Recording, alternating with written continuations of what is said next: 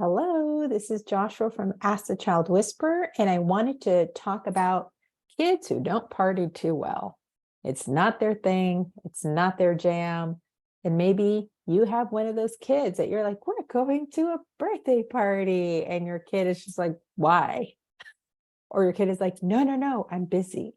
And so, regardless of the age, I thought I'd break it down for you because every once in a while, you will have to socialize. And some children need to learn how to do it in bite-sized pieces, where other children just pick it up intuitively because they're more socially aware. So if you have a child that gets overwhelmed or becomes defiant or has meltdowns when it comes time to having birthday parties, I want you to go ahead and assume that social gatherings are still a huge unknown to your child. They're a huge unknown. So instead of thinking my kid doesn't like them, my kid is antisocial, my kid is all about themselves, I want you to flip the perspective. This is like an upper level class, and my kid hasn't even mastered the foundation yet. So why would you want to go to a super, super fancy, complicated thing if you don't even really get the basics yet? So step one is, depending on your kid's personality, that's when you give them the information. Some children can receive the information, hey, we're going to go to a party in 5 days. And they're like, okay, I don't want to. I'll pretend we're not going. But they're not really stressed out by it. There's other children, you tell them we're going to a party in 5 days, you're going to have 4 days of intense meltdowns and anxiety and upset and tantrums. Why? Because they don't really know what that means. They can't tell time, or they can track it, and it feels like this big looming thing ahead of them. So if you have a kid that gets very overwhelmed, I actually give them shorter notice.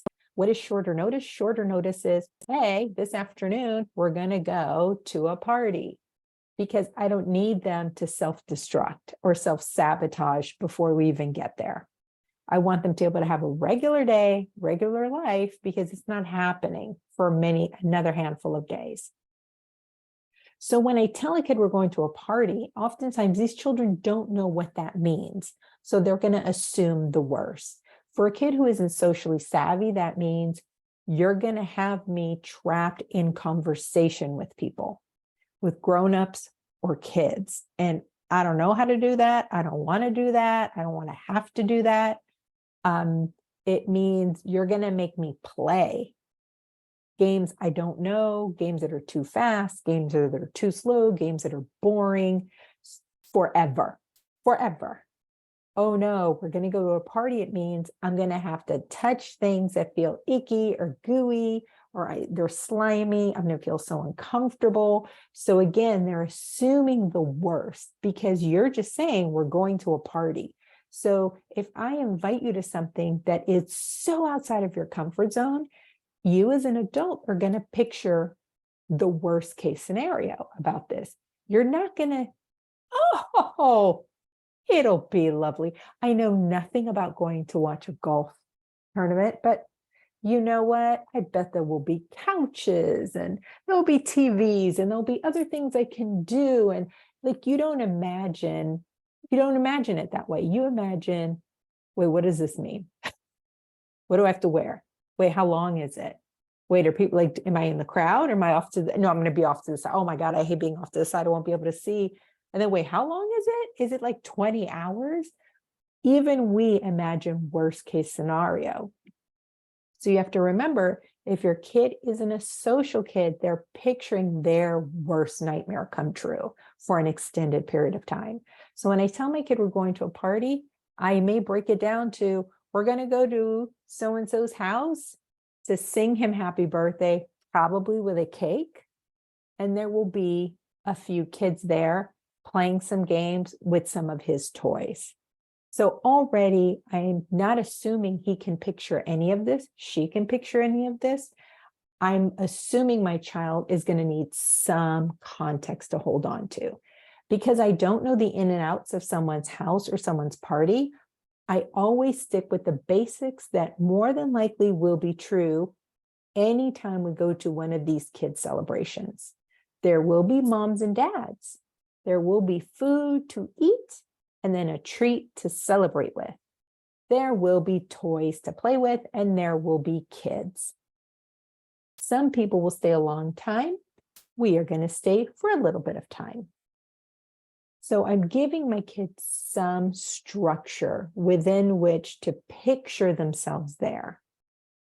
I don't want them to picture their own image of a party because it's hard for me to coach from there. So I want us to start kind of from a common understanding.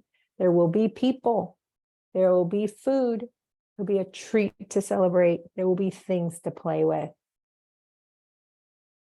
If your child is really, really overwhelmed just by the basics, I also tell them how long we will be there. So how long doesn't necessarily mean time. If you have a number lover, then you can give time. You can say, we will be there for 20 minutes. We will be there for 1 hour. If you're a kid who is really, numbers and time are really elusive, I say, we are going to do 3 things. We're going to go in. We're going to say hi to the birthday kid. We're going to give a present. We're going to stay and play 1 game. Then we're going to go. So I'm telling them the actions that we're going to do. There's 3 actions we're going to do. Some children, you can say, hey, we're going to do some of the grown-up talking while you do some of the kid playing. And then we are going to leave. We're going to say no thank you to cake. No thank you to singing. We're going to leave early. So again, your child can picture, what does this look like? What am I going to be doing? What are you going to be doing? Parties are something that for some children also, they cannot take in so much sensory overload. If there's a lot of balloons, if there are a lot of toys, if there's a lot of, say, a really big jump house with that, of course, I forget the fan that, pumps it up. For some of them, all of that is so overstimulating. There's a lot of running back and forth to activities. For some children, that's a lot to track, and so they will be very tired. So I also try to, when I get there, I will tell my child, say in the car there, I will find the perfect place for us to be. I will find the perfect place, not too loud, not too quiet. So I'm already proactively saying, I know you can't take in too much stuff, too much action, too much noise. So don't worry, I'm going to take care of that. I'm going to find a more comfortable space. So that allows your child to track social movement as opposed to all of the other things, right? I'm saying I'm going to take on one portion of your worry so that you can just scan or observe these other elements. You don't have to observe or manage all of them on your own. The other thing is, it's really important to acknowledge when they rise to the occasion. So if your kid, even walking in the door is a big deal, I'm like, look at us. We just walked through this door. We are here to do the thing. So I'm acknowledging that one part happened. I don't go, oh, that's so great. That's amazing. Look at you. You walked in the door. Because although you are really happy and proud, praise is another element that can be overwhelming. So it's almost like it's the subtle, hey, look at us strolling in here, ready to find the birthday boy to do our second part, to say hello, right? So I'm modeling to like, we can get through. We have good momentum. We're going to keep pushing forward. Parties are not for every child. Every party will not fit your child, and it's not supposed to. So some parties will be too big, and your kid will need some alone time. Some parties will say be too slow, and your kid will create the pandemonium and the fun chaos. That is normal. That's nothing to worry about. But what you want to do is, your goal is to always do 1 or 2 minutes. Mind you, this is like for the slowest grower who really does not want to go to the party. There is going to be a moment of acknowledging someone. Maybe they don't even say hi to the birthday kid because they're way deep in the crowd. So that's a lot of saying hi along the way. But I want some acknowledgement, some greeting of someone. And then some attempt to play with others. Mind you, they may not talk. They may do parallel play. Like, oh, fine, I'll just sit here and color. They're all coloring this red robin. I will color this red robin, but I won't speak. But at least your kid is engaging in an activity parallel to his peers or her peers. And so what I don't want is for a child to go in and isolate the entire time. So my standard is we have to do something with other kids. It could be one thing and it could be for 1 minute, but we're going to do one thing with one kid or a few kids because that's what we do at parties. They're for socializing. They're not for private play. So I don't allow my kid to go find, say, the train track that the kid has in their room and they just play in the kid's room. I say, oh no, if you'd like to do that, we can set up a play date, but this is a party. So that means we engage with more people. We can't be in a room by ourselves. Parties are really important because your kid has to figure out how to navigate these situations. And while it's a birthday party put on by adults, they would get many versions of this when children play at school, at preschool, on the playground. Kids will say, this is a party. And so you want your kid to learn to have a sense of, what does this look like? What does this mean? What is the minimum that I could do to partake, to have a tiny bit of fun, but I don't want to be in the mix. I don't want to be in it from beginning to end. So it's not just about the actual parties that are given.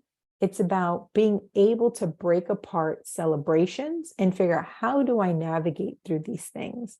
Because get-togethers, hangouts, parties, they're kind of all the same. They're missing certain elements, but what they do have in common is that you greet people, you share some time, you're sharing space, and then you decide how long the length of this will be.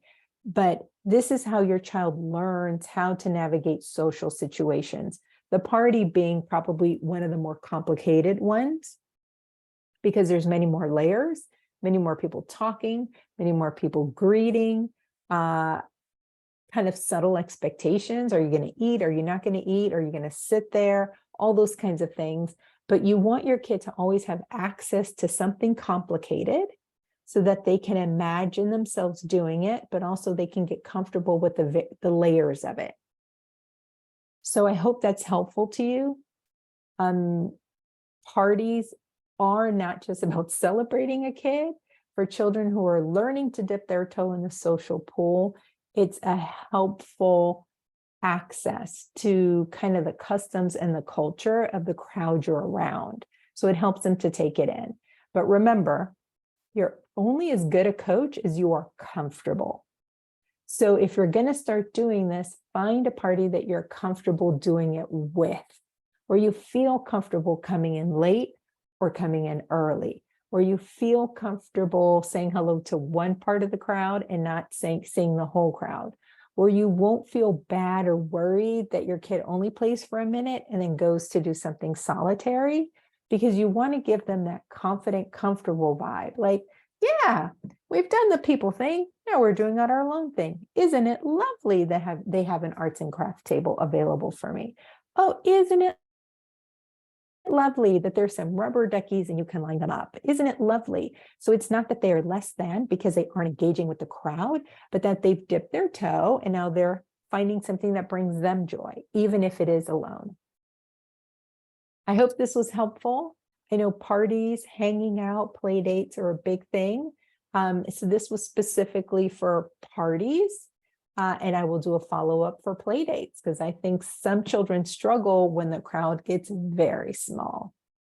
I hope you have a great rest of the day. And again, if you have any questions or thoughts about this video, please send me an email at info@askthechildwhisperer.com, and I'd be happy to touch base with you.